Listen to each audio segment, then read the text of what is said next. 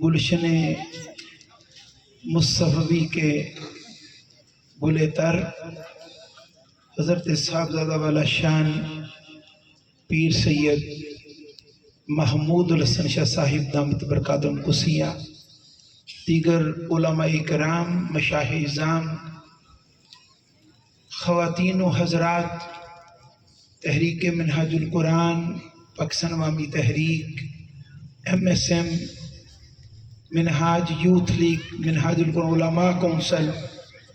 اس مصطفی mission کے تمام forums کے، منہاج القرآن ویمن لیگ،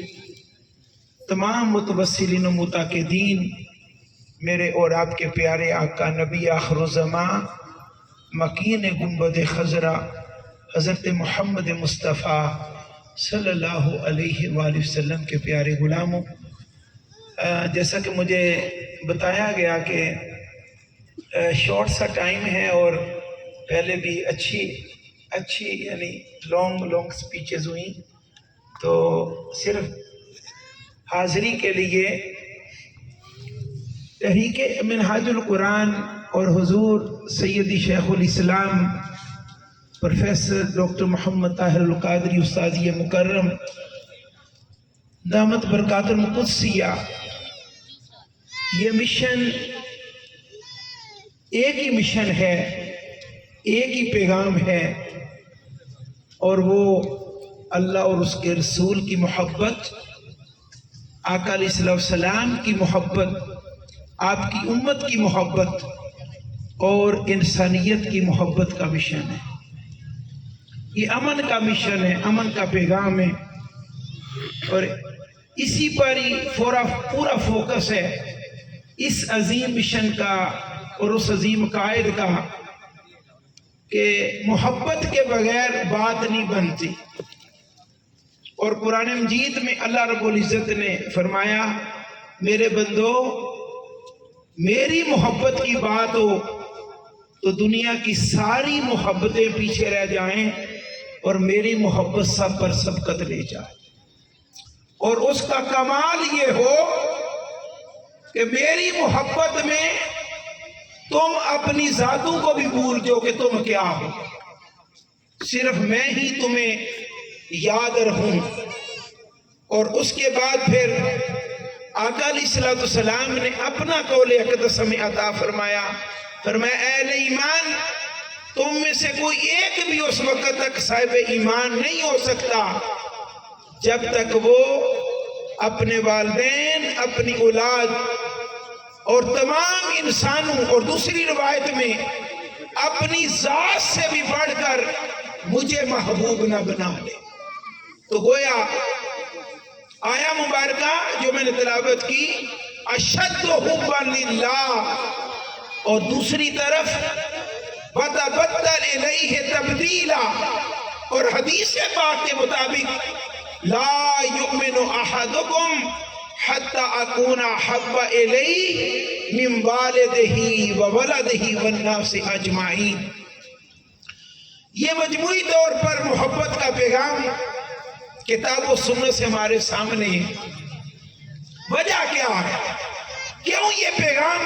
اللہ تعالیٰ نے اپنے بندوں کو اور اس امت محمدیہ کو دیا؟ معاملہ یہ ہے کہ محبت ایک ایسا فینامنا ہے، ایسا جوہر ہے، ایسی نعمت ہے کہ جب بندے کو کسی سے محبت ہو جاتی ہے، شرط ہے کہ کسی سے محبت ہو، اور کوئی فرد اپنی پریکٹیکل لائف میں، دنیا کی زندگی میں اس سے بچتا نہیں، محفوظ نہیں رہتا۔ محبت ایک ایسا ایلیمنٹ ہے، جب بھی کسی سے محبت ہو جاتی، ان ریئل سینس، نام کی محبت نہ ہو، جھوٹی محبت نہ ہو، محض لپ سروس کہ میرے تو اس سے محبت، یہ معاملہ نہ ہو، ان ریئل سینس کسی کی محبت بھی دل میں جب اترتی ہے تو ایک مقصد سامنے آتا ہے، کہ مشن، ایک منزل، اور وہ کیا ہے کہ جس سے محبت ہوتی ہے پھر سارے سبق، سارے لیسنز، ساری ڈیمانڈ، ساری ریکوائرمنٹس بندہ سمجھ آتا کہ میں نے اپنے محبوب کو راضی کس طرح کرنا. پھر اس کو کسی درس کی ضرورت نہیں رہتی، کسی پیغام کی ضرورت نہیں رہتی، اس کو سمجھانے سلجھانے کی ضرورت نہیں رہتی. وہ خود ہی سارے سبق سمجھ آتا، سارے سبق خود ہی پڑھ لیتا،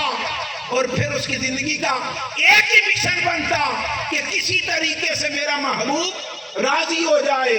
اور اپنے محبوب کو راضی کرنے کے لیے اپنی ذات بھی قربان کرتا، اپنی مرضی بھی قربان کرتا، اپنی خواہشات بھی قربان کرتا. پھر وہ وقت آتا اپنی اولاد بھی قربان کرتا، اور دنیا کی ہر چیز قربان کر کے صرف ایک ہی مقصد ہے کہ کسی طریقے سے میرا محبوب مجھ پہ راضی ہو جائے. اور دنیا کے اندر ہم اسی نعمت کے لیے آئے ہیں، اسی اسائنمنٹ کے لیے کہ وہ محبوب حقیقی راضی ہو اور اس کے پیارے مصطفیٰ راضی ہوں. اور اس پر آقا علیہ السلام کی بارگاہ سے جو ہمیں پیغام ملا، فرمایا کہ میرے غلاموں، مرنے کے بعد تم اسی کے ساتھ ہوگے جس کے ساتھ تمہیں دنیا میں محبت ہے. انتا مع من احببتا. اور سورہ یاسین میں حبیب نجار کا واقعہ بیان ہوا. وہ لمبا واقعہ وَضْرِبْ لَهُمْ مَثَلًا یا سے شروع ہوتا، لیکن حبیب نجار جب قبر میں اس کے باڈی کو اتارا گیا تو اللہ رب العزت نے رحمت کے ملائکہ کو بھیجا. فرمایا کہ ادھر یہ قبر میں آئے، ساتھ ہی اس کی قبر سے جنت کی طرف دروازہ کھولا جائے اور اس کو میرا پیغام محبت سنایا جائے کہ اے حبیب نجار ادھر قبر میں آ، سیدھا جنت میں داخل ہو. جب وہ جنت میں داخل ہوا، اللہ رب العزت کے کرم اور فضل کی ساری نعمتیں دیکھی، اس کو اپنی قوم یاد آئی اور آگے ان کا کلام ہے. لیکن اس مقام پر جو پیغام امت محمدیہ کو دیا، فرمایا دیکھو حبیب نجار نے اللہ رب العزت سے وفا کی، پیارے مصطفیٰ سے وفا کی، اور ایمان کا اعلان کرنے پر دشمنوں نے جان سے پار کیا. فرمایا جان گئی، شہادت نصیب ہوئی، لیکن دیکھو تو صحیح ادھر قبر میں آ رہا ہے، ساتھ ہی جنت میں داخلہ تک کیا جا رہا. فرمایا کہ اے امت محمدیہ، میرے مصطفیٰ کے غلاموں، یہ کرم تو پہلی امتوں پر تھا کہ کوئی ہم سے وفا کرے تو صحیح. فرمایا کہ اے میرے حبیب کی امت، میرے ساتھ میرے مصطفیٰ اور میرے دین سے وفا کر کے قبروں میں اترنا تمہارا کام ہے. ادھر سے قبر میں اترو گے، ساتھ ہی جنت میں داخلہ عطا کرنا ہمارا کام ہے. اور یہ آیا مبارکہ سورۃ النساء کی فَأُولَٰئِكَ مَعَ الَّذِينَ، اس کے تحت آقا علیہ السلام نے عبداللہ بن زید جو رو رہے تھے اس بات پر کہ آقا دنیا میں تو آپ کی سنگت نصیب ہے، پتہ نہیں مرنے کے بعد سنگت نصیب ہو کہ نہ ہو. اس آیا مبارکہ کا نزول ہوتا اور آقا علیہ السلام نے فرمایا اے عبداللہ بن زید، انتا مع من احببتا، تو مرنے کے بعد اسی کے ساتھ ہوگا جس کے ساتھ تو دنیا میں محبت رکھتا. ہم آقا کے میلاد کے چرچے کر رہے ہیں، آقا علیہ السلام سے محبت کا اظہار کر رہے ہیں، محفلیں سے جا رہے ہیں، میلاد منا رہے ہیں، خوشیاں منا رہے ہیں، اور اللہ رب العزت کی مشیت کو پورا کر رہے ہیں. اس لیے تاکہ یہ سینے، یہ دل عشق مصطفیٰ سے معمور ہوں، محبت مصطفیٰ سے معمور ہوں کہ وہ رب بھی راضی ہو، رب ذوالجلال بھی راضی ہو، آقا علیہ السلام بھی راضی ہوں. اور جب ہم اس دنیا کا سفر مکمل کر کے قبروں میں اتریں تو آقا علیہ السلام کی معیت اور سنگت نصیب ہو، اور ادھر غلام قبر میں اترے، اللہ رب العزت کا وعدہ صادق ہو، ساتھ ہی اس کو جنت میں داخلہ عطا کیا جائے. اور یہ علامہ اقبال نے کل دین اس میں جمع کر دیا. فرمایا کہ اللہ تعالیٰ کی مشیت اور رضا یہ ہے کہ اے مومن کی محمد سے وفا تو نے تو ہم تیرے ہیں، یہ جہاں چیز ہے کیا لوح و قلم تیرے ہیں۔ اور کسی ایک اور عاشق نے بات کی، عشق سرکار کی ایک شمع جلا لو دل میں، بعد مرنے کے لحد میں بھی اجالا ہوگا۔ حضور سیدی شیخ الاسلام استاذی مکرم مجدد دوران صدی دامت برکات القدسیہ اور تحریک منہاج القرآن یہ عظیم مشن، آقا علیہ السلام کی محبت کا مشن، اللہ رب العزت کی محبت کا مشن، اور اس دین کو سر بلند کرنے کا مشن، جس کے لیے ہم سبھی اسٹرگل کاریں، اللہ رب العزت ہماری اس کوشش کو اسٹرگل کو قبول فرمائے، وہ راضی ہو، اس کے حبیب ہم پہ راضی ہوں، اور یہ دین سر بلند ہو۔ اللہم صلی اللہ سیدنا و مولانا